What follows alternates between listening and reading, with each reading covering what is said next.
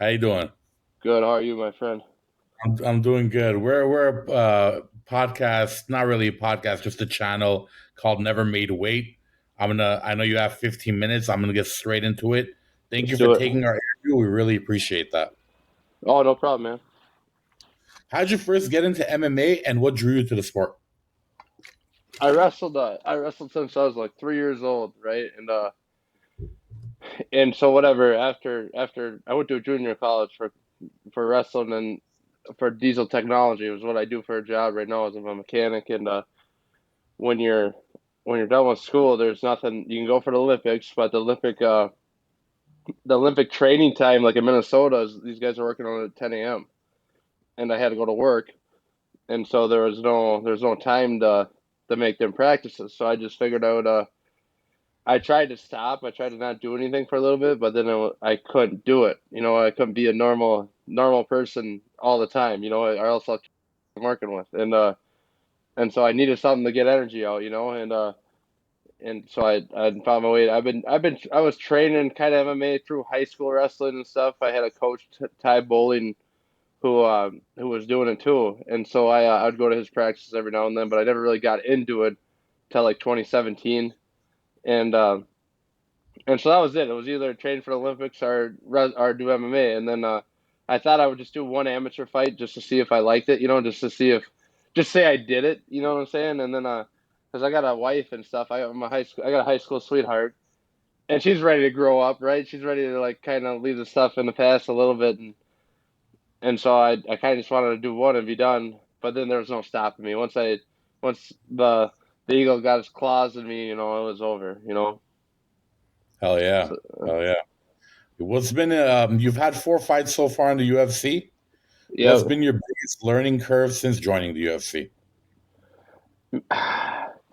Just like the biggest learning curve is like, hey, you're a professional. You're a veteran. You know what you're doing. You know what I'm saying? And believe in that. Believe in what because that was it. Like I could beat a lot of guys on the regional scene just being more athletic, being more of a bully, than these guys. But now you get to the UFC, it's like you kind of my first fight, I was I wanted to play it safe, and that was a rude awakening because I thought I was winning, but that's not a reward for anybody. Even if I would have won that fight by a point, because I thought I was winning, and so I let off the throttle and played it safe, and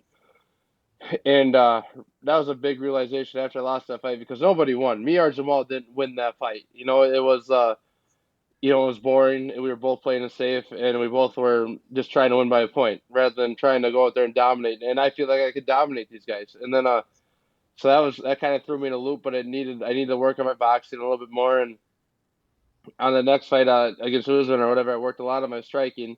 And Usman was the same size as me, and so whatever I kind of got so focused on striking that carried into that Shamil fight instead of using my striking to wrestle. I went out there and I wanted to knock Shamil Ghazi out, and then instead I was the fool, right? But I was willing to go all gas. That's what I started to break that habit of being content. Just winning by a point. Winning when I'm nervous by a point. When the stakes get higher, it's easier to fight safe. And I feel like I pushed back. I pushed through that, and now it's a learning curve of like everybody's good. So that's why when you're in the UFC, you're good, and so now I think I got everything figured out. I got my camp figured out. I got my well, how I want to compete figured out. I got my game plan figured out, and now I feel like these next 5 years are gonna just I'm just ready to go. I feel like I finally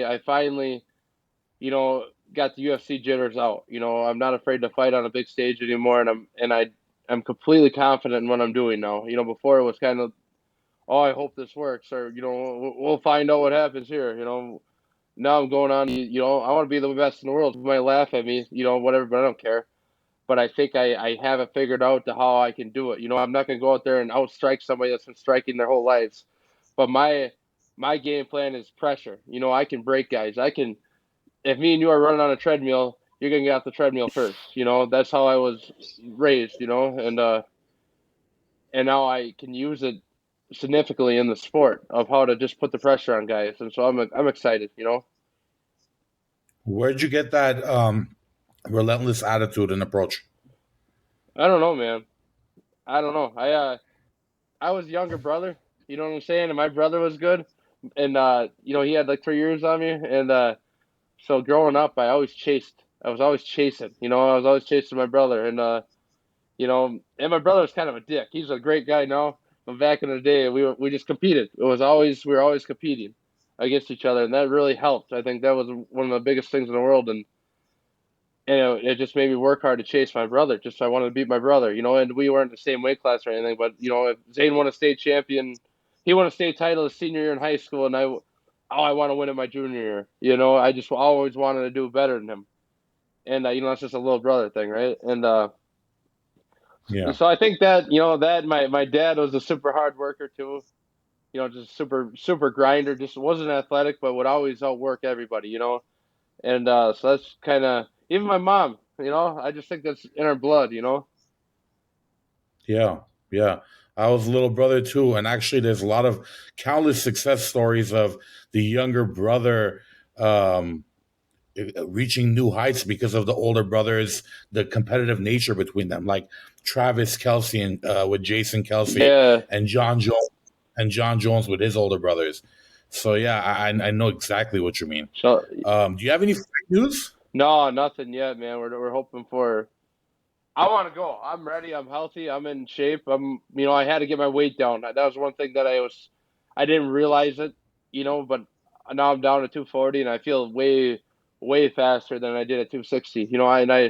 I stopped trying to put on muscle and eating to put on muscle. I'm all about cardio.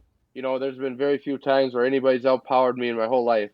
You know, I just want to run you out. I just want to run you out with cardio, and I want to stay busy and but that's my game plan is cardio based. I'm going to stay busy. I'm going to pressure. I'm going to drown you. I think that's a very effective game plan, especially in the division you're in. Yeah. Not a lot of guys know that. Relentless pressure. Yeah. But How do you handle the nerves? Do you before I continue? Do you have anyone you want to call out or anyone you want to fight? I'd like that Mickey Parkin matchup, man. But I'll fight anybody. Like I could kind of been trying to flirt with that, bringing up the Civil War, and but whatever, I just wanna fight. I would take any fight right now. So the Mickey Maynard knows that, so I'm just waiting. I understand I'm the bottom of the barrel. You know what I'm saying? I'm not. Millions of people aren't coming to see me, but I want to fight. I want to stay busy, and I want to get there. I want to get to the top of the division, and you do that by staying busy. So, I'm willing. I'm Yeah, willing to go get it. I'm just waiting to go get it. hell yeah, hell yeah. How do you handle nerves on fight night? You want to know how the best way I got it figured out now because that's was another thing. You get to the UFC. I work full time, right? I work like 50 hours a week, and then Mm, Oh, and so doing this, you're already giving up. You're already giving up a quarter mile to these guys because they don't. A lot of these guys don't have to do it. I'm not gonna say everybody, but a lot of these guys don't live the life I live. Right? I work full time. My wife raises our kids. We got 3 kids, and then I work a good union job, and so I have great benefits. So it's you know I have to do it. You know what I'm saying? Like I can't just go, hey, pull the pin, and one of us needs to work, and I'd rather have my wife raising our kids rather than somebody else. And so you kind of get nerves like when I first got to the UFC, right? You get nerves about that of oh shit, here we go. But now, like the biggest thing that helped with this fight was just game plan. I just worked my game plan. It didn't matter how I felt. It didn't matter if I was having a bad day at work, or it didn't matter if I was still gonna run 3 miles.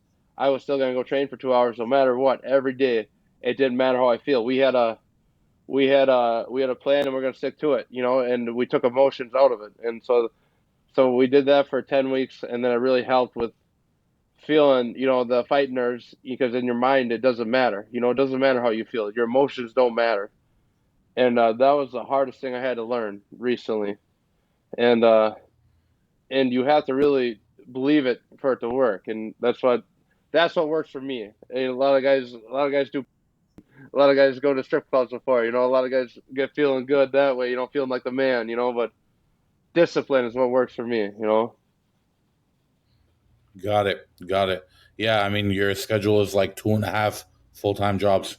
Yeah, but I wouldn't trade it for the world. I kind of joke about it. Like a lot of guys like me, this is their crack. This if you're not doing this, you're gonna do something stupid. You're you're gonna find yourselves in the bars. You're not gonna be as good of a human as you can be if you're not training. And that kind of Dustin Poirier talked about that. A lot of guys talk about that. About Yeah. they just Yep. you need something on the schedule. You need something to be looking for when you're.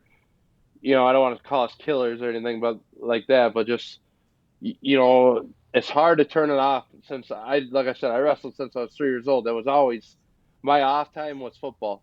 Otherwise I was wrestling. And so it's hard just to go, oh, you're done. I imagine it's a lot like Marines and people in the combat, scene. So where they're with the war and then they come back and then it's now you got to be normal. You got to turn all that off, all your training off. That's what I imagine it like. Yeah. Yeah. I know you grew up in Minnesota, right? Yeah. How big is Brock Lesnar in Minnesota? Oh, he's huge. He's everyone's. I remember as a kid, he had a big college U of M poster in our wrestling room, and he's everybody's hero. Growing up, he was, any wrestler, loves him, and he's a nice guy. I met him a few times. He came to train with Gable Stevenson at the U, and I just happened to be there working out, and he was always pleasant. Always seems, like a good guy. Great to hear that. Um, what's your go-to cheat meal after a fight? Of You know what a grasshopper is? You ever heard of a grasshopper? course. That's what I like. I like a good supper club grasshopper. Is my favorite thing in the world. Is my favorite dessert. Are we talking about the same grasshopper, the insect? No, no, the it's it's like what a supper club is. It's like a fine steakhouse or like an old fashioned steakhouse. Yeah. It's a kind of a dessert drink. It's like mint ice cream with like I don't even know what they put in there, like vodka and some Smirnoff and shit. And that's my favorite dessert. That's my favorite thing. Just like I'll get like four of those. Yeah. I'm gonna have to look that up. That's interesting. Yeah, it's the best cocktail like dessert I've ever had in my life. What's something about you outside the cage that fans will be surprised to know? I I don't know. I don't gotta. I work my ass off all the time, man. Like it's not like I don't know. The one what you see is what you get. I try to be a great father. I try to be a good Christian. I try to be a role model for my kids, and I that's basically it. I work a full time job. There's nothing really other than that. Okay. What's the weirdest superstition you've ever had or heard of related to fighting? Man, I don't. I'm not even gonna say one, but I know I understand how people have superstitions because if you go down a rabbit hole of like emotions of like, oh, this worked, or if I do this, and just for some reason it worked out one time, now you feel like you have to do it, or else your mind plays tricks on you. And when you're constantly in flight or fight, it's easy for your mind just to start going down a rabbit hole and creating just shit that doesn't make sense. So you feel like you need to do it. But you almost become OCD and stuff like this, like when the pressure's always on, when you're feeling the pressure. So I don't have any. I can't Yeah. think of any weird ones, but I understand how people go crazy on that. We have about a minute and a half left. I want to leave you with one last question. If you had to survive a zombie apocalypse with three UFC fighters, who are you picking? Somebody that can shoot a gun. What? Yeah, what? You're gonna grapple a zombie, man? Like what? Yeah, I'd probably choose John Jones because he's always shooting. And then I don't know anybody that can shoot a gun, man. I'm not. You're gonna need some Sean Strickland, some Valentina Shevchenko's. Yeah, yeah. The Valentina Shevchenko would be a good one. Yeah, somebody that's always Yeah, shooting. That's all I hell yeah. care about. I appreciate it, Thomas. Hey, man, I appreciate your time. We're almost at 15 minutes. The mic is yours. Anything you want to add? What's your favorite? What's your favorite cheat meal? What's your favorite treat? bro. I have too many of them. I can't really. But have you been to California? One time. Have you been to In and Out? Yeah. You like In and Out? What do you like there? Yeah. It's the double double, but the thing with In and Out is the consistency never drops. The ingredients never fail. Everywhere else, I feel like they've it goes up and down, up and down. In and Out is where know you can get a good burger and Yeah. fries. You know what I mean? Like Chipotle's, you never know what you're gonna get. You know. Yeah. Very often Uh, over salted chicken. You know what I yeah, mean? steel chips. Yeah. Well, hey man, it was nice meeting you. I wish you the best in your upcoming fights. Whenever you have a fight scheduled, we'll be in touch, ask you a couple questions, and I really appreciate it, man. All right. Yeah. Sounds good, brother.